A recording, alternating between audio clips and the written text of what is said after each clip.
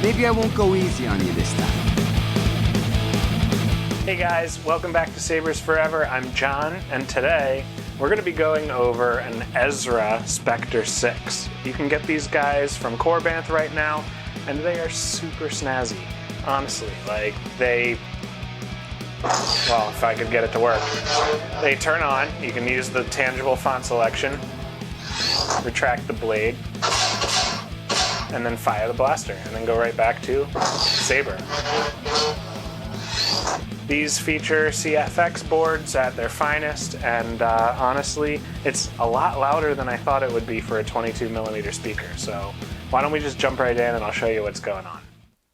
Alright, so we've got the Ezra Specter 6 lightsaber. This thing is so cool, I can't even stand it. The finish on it is really great. You know, I mean, it's not just a machine finish. There's obviously some post-processing that they did. The anodizing's great. The customer that commissioned this actually did the weathering themselves.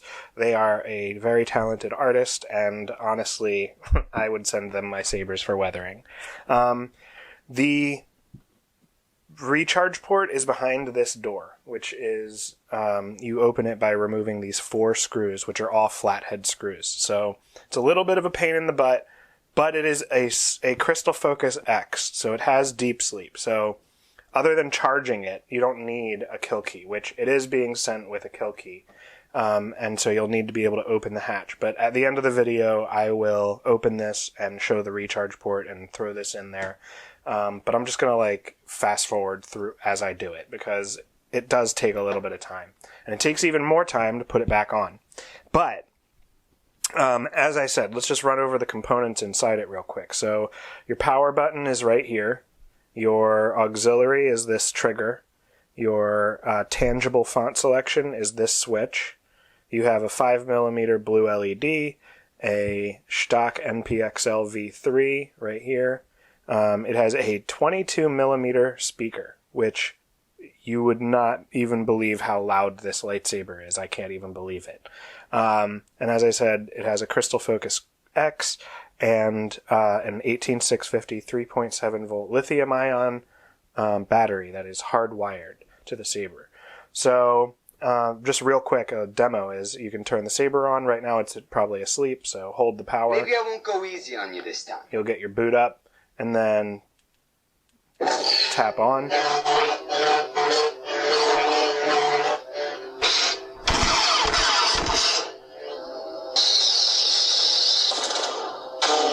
When you are in saber mode, the blaster won't ignite, but you'll get deflections off the blade. And then in order to go to blaster mode, with the saber on, hit your tangible font switch, and then now your lightsaber is a blaster. And that's just achieved by hitting the power. And then when you're done, bring it back to the lightsaber, and then turn it off. Now that should be the order of operation for this lightsaber, and I demoed it mostly because I want to explain what is happening. Crystal Focus it can be a beast to program, and I know that people say that Profi board is ridiculous, but sure. The setup for Profi board is a little intense, and then learning how to get it to do what you want can be a little intense, but once you know what to do, I mean, even after updates, it's basically the same thing. And if you have Profi boards constantly being updated with your computer, then you've got no issues talking to them. You're not going to have any issues with Profi board, really. It also will not allow you to it will not allow you to load code onto a Profi board if it's bad, so you won't ruin it, right? Crystal Focus has a bunch of presets. If you don't know what you're doing and you set those wrong, you get a lot of issues. I did follow a few guides online. I checked how Solo Sabers wired his. I checked how he did his config. I checked with a few other designers, and then I ended up having to actually reach out to Irv from Specter Labs because I was getting a weird crash that whenever I would switch to the blaster font, it would just freeze. So there was an actual issue, and I needed some professional, real deal CFX knowledge know-how. And Irv did come through. But let's explain this real quick. So when you turn the saber on, you get all your regular effects, and you can do blaster collision and all that. But when you switch to this tangible font selection switch, it does exactly what the title says. Tangible font. So you're literally telling it, go to this font and do those sounds. And so it's literally cheating. The sound font for the blaster, the ignition sound is actually the retraction sound. Whoops.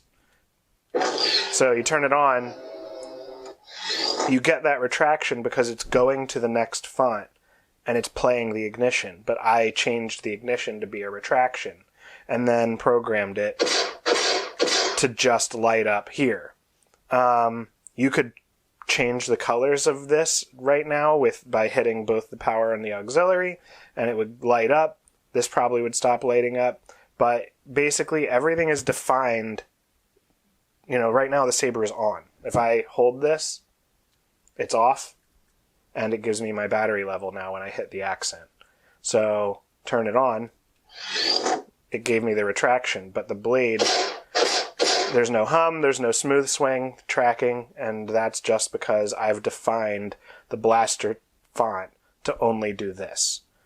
Switch it back, now we're on font 2, which is the Ezra staple sword by Kyberphonic.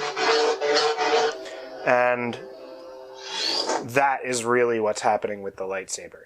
So you can put other fonts on it, you can, do whatever you want, but it's always, when you hit that tangible switch, it's always going to go to the first font, which is blaster. It always has to be the blaster font.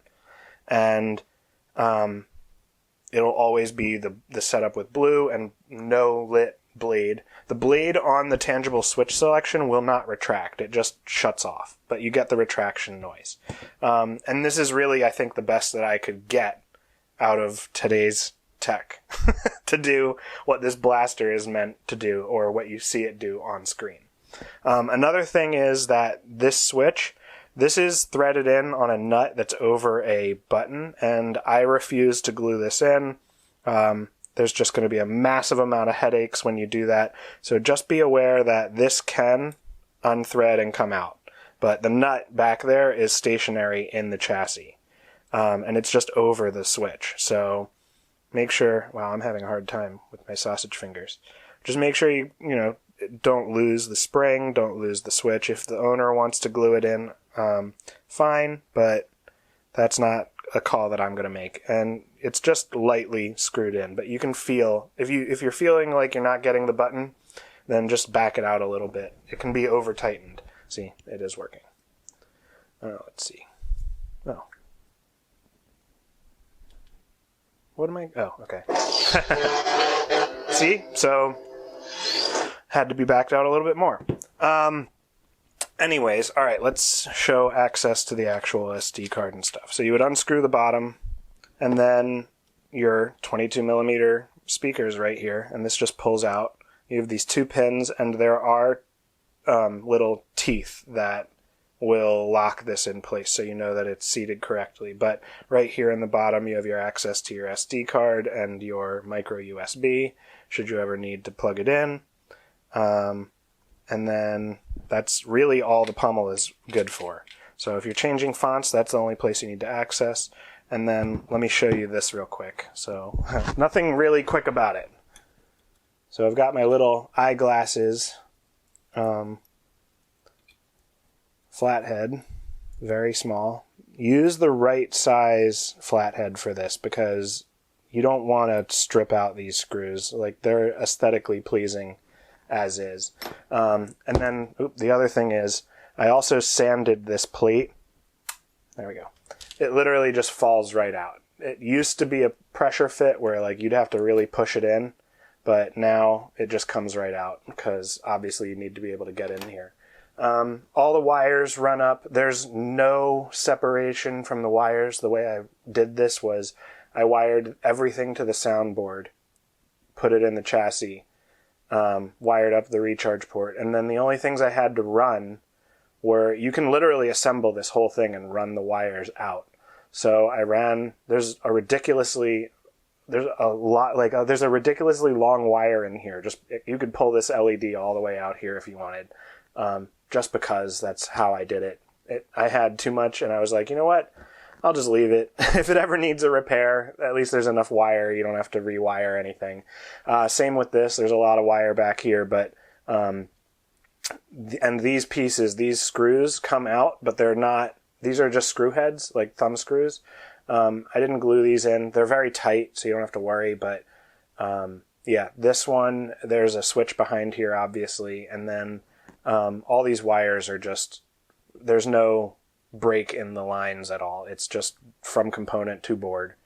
Where I've seen some people that they just like to solder up the components, put them in place, solder up the soundboard, slide this in, and then join them in the middle. This chassis really doesn't allow for that. This is the is it Watto's junkyard? I don't know. Honestly, I can't even remember where I got this, but if you Google Specter 6 chassis, this chassis will pop up. I also had to Dremel behind these screw holes because the chassis was just being pushed down, which was conflicting with the auxiliary switch because the chassis was just seated so well under the screws. There were holes for the screws to go into, but they weren't aligned properly. So the other thing is that this model, Crystal Focus, it didn't fit in the chassis, and the chassis needed modification. So everything fits perfectly now, but there was Dremel work that needed to be done to the actual chassis itself. So there's extra small circuitry on the actual soundboard that originally the chassis was fit for before the pandemic when they had to change the circuitry for the Crystal Focus X. This is a long one, lots of explanation, right? But basically, I'm just going to put this kill key in. You would pull this out when the owner gets this in the mail. Just take this off, remove the kill key, and then put the door back on. The Saber has deep sleep, so you really don't have to worry about the kill key going in if you were going to put this on the shelf.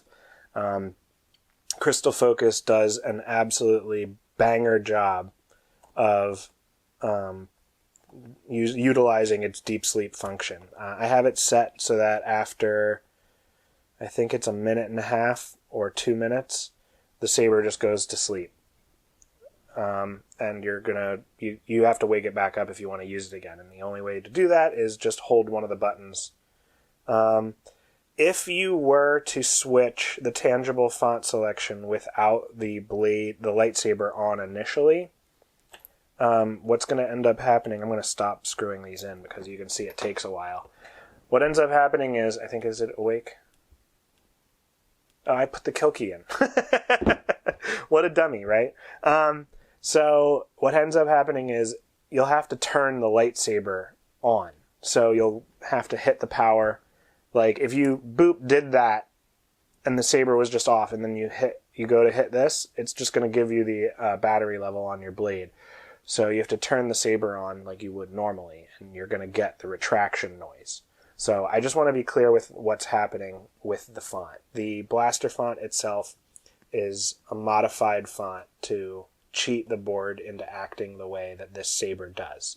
And if there was a real way to do it, I mean, this is the real way to do it, because obviously the results speak for themselves. Like, it works great. But I would always keep this, a little fuzzy on there. I would always keep this straight up and down to start using the saber, and then if you wanted to switch to blasters while the saber is active, just hit the switch, and then you're in blasters. And another thing to note, I did this last night, so I speak from experience. It's so easy to just leave it on in blaster mode because there's no hum. There's no, it's an idle thing until you pull the trigger. And the saber will just remain on. It stayed on all night, but that's because motion tracking is disabled on that font, and it's obviously the blade's not lit, so it was just standing active, waiting for this button to be pushed. So know that you should probably try and always make sure that switch is straight up and down. And I did it this way because I'm not sure if it's accurate to the show, but straight up and down, you're getting your lightsaber. push it forward, you're getting your blaster. So that's a good way to remember it. But yeah, that pretty much wraps up this video. I really wish that I had a 7/8 blade to take photos and demo with, because it's really cool. And yeah, maybe one day. We'll see.